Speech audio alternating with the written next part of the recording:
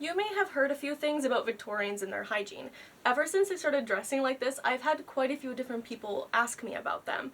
And because of that, I thought today we should do some myth busting and I can give you some evidence of hygiene practices at the time. We will cover 3 myths. 1, Victorians never bathed. 2, Victorians had to wear wigs because their hair was disgusting and they had lice. And 3, Victorians' teeth were disgusting and their teeth were falling out and they never brushed. Throughout history, there's actually many household manuals that cover bathing and even cover other hygiene practices. Let's start with a quote from Cassell's Household Guide. "We hope to afford such information as the reader may use with daily advantage, such as will oftentimes prevent not only discomfort, but even the visit of the doctor, conducing also in some degree to the preservation of a good exterior, and the satisfying therefore of that amount of personal vanity, and the existence of which in the individual is in reality essential to the exhibition of true politeness."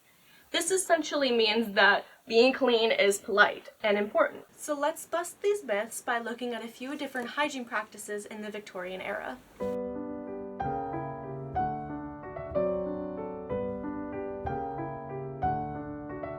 Victorians never bathed.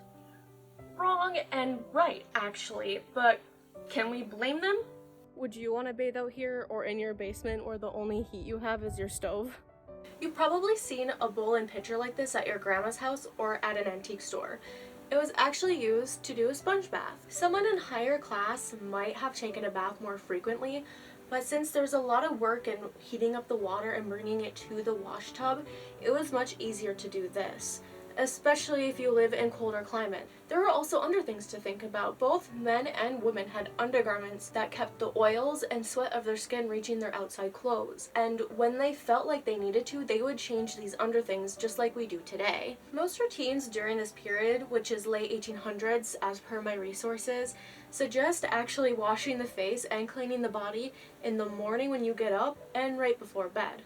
So that is twice a day that a manual recommends a typical Victorian to bathe oneself. The Lady's Guide to Gentility says, "We shall enforce the necessity of all persons, ladies especially, passing a wet sponge over the whole surface of the body every morning and evening, or at any rate every morning, commencing with tepid water, and adopting cold water as soon as they can bear it.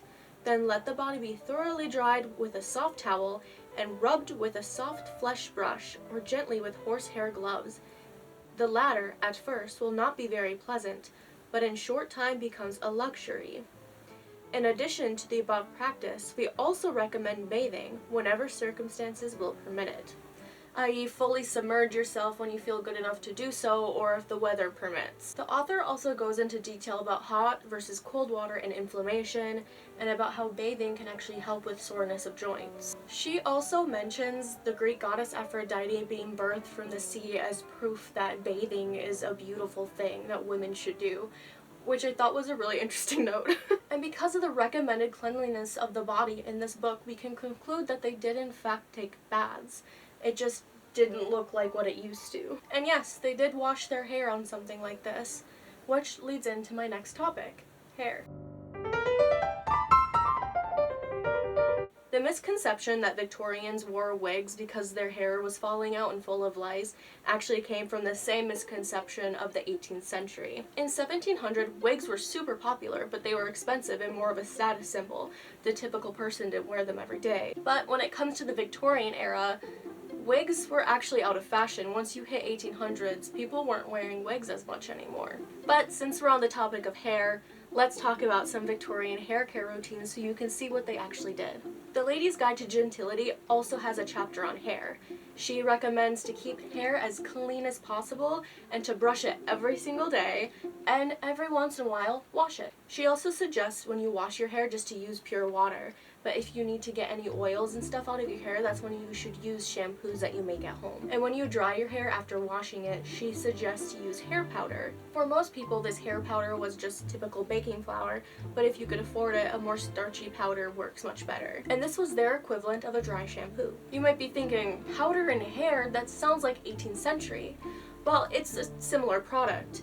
They used it to keep their hair fresh of oils, like a dry shampoo, or to give volume to their hair so they can do their updos. Then when your hair is dry, Emily Thornwell, the author, recommends you use a perfume pomatum. This was essentially their conditioner or hair oil to keep their hair from drying out. There's also advice in these manuals on what to do for different hair problems. One of them is dandruff, which is to brush your hair out in the morning for 30 minutes, then as you change for bed for 10 minutes, and then before you go to sleep for another 10 minutes, which is a lot of hair brushing. Brushing to disperse the oils and using powder can actually extend your hair life, making it easier to wash it less frequently. And this was helpful for them since they didn't deeply shampoo their hair like we do. They only do it a few times a month. You might be thinking, ew, gross, why would they do that? Well, they made a lot of their shampoo at home, and let me read you some of the ingredients in them. Glycerin, salt of tartar, alcohol, bay rum. These are all really drying. Because their hair products had such harsh ingredients, it's actually better that they didn't shampoo their hair as often. It's kind of the equivalent of washing your hair with a clarifying shampoo every single day and being slightly horrified as your hair turns into straw. If they washed their hair every day using these shampoo concoctions that they would have to make, it would be the equivalent of washing your hair every day with clarifying shampoo. There's a lot of nuance with this topic between hair types and class, but just like the body, people like to take care of their hair. And they also like to take care of their mouths, which leads me on to my next point, the teeth.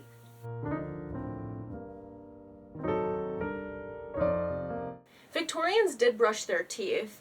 Did they also lose their teeth? Yes, but we also lose our teeth. And there was also a fad for people getting dentures, just like there's a fad now of a lot of people getting veneers. The Ladies' Guide I'm reading actually mentions the importance of enamel and how brushing your teeth in the morning and the evening and after meals is really important. They even mention using a toothpick to clean your teeth. The Ladies' Guide I'm referencing mentions the importance of enamel and how brushing your teeth in the morning, in the evening, and between meals is really important. She also mentions using a toothpick to clean between your teeth. It also instructs readers to use a wooden butcher skewer as a toothbrush, and to wait until the pieces of the skewer are actually really fine, much like bristles on a toothbrush. When brushing your teeth, the book says to use just pure water, and if you feel you really need it, gunpowder as well. And I thought this was interesting, and then I decided to go look for other recipes for other toothpastes. I found a few in a book called Our Homes and Their Endowments, and I thought they were very interesting, so I'm going to put them on the screen. And I want to point out the multiple uses of borax, which is very poisonous to ingest, like gunpowder. I also want to mention the Ladies' Guide to Perfect Gentility, saying that sugar actually isn't bad for your teeth, and there is no evidence of this at all.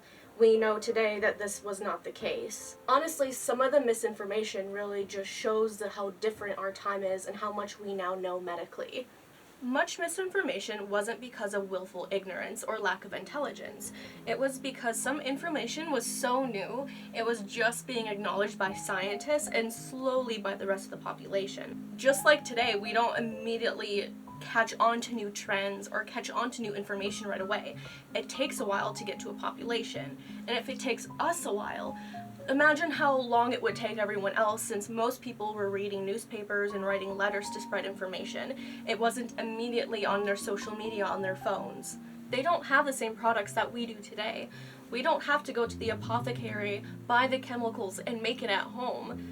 We just go to Target or Walmart or any other store that we have that has our favorite products. And these products are much more gentle on our skin than they used to be. But based on how many home guides existed throughout history that just talks about hygiene, shows that people wanted to do so and did their best to be clean. Nobody likes to feel gross. The topic of hygiene in the Victorian era is very complicated and full of nuance between knowledge and social class. The topic of hygiene in the Victorian era is very complicated, and the nuance between knowledge and class makes a difference. Just like today, someone who's homeless might not have the same access to bathing products as someone who lives in a middle-class house, and it was no different back then. There is so much more to each of these topics, but for now I just wanted to cover some of the basics of Victorian hygiene myths and give you some evidence. They bathed, they brush their hair and they brush their teeth.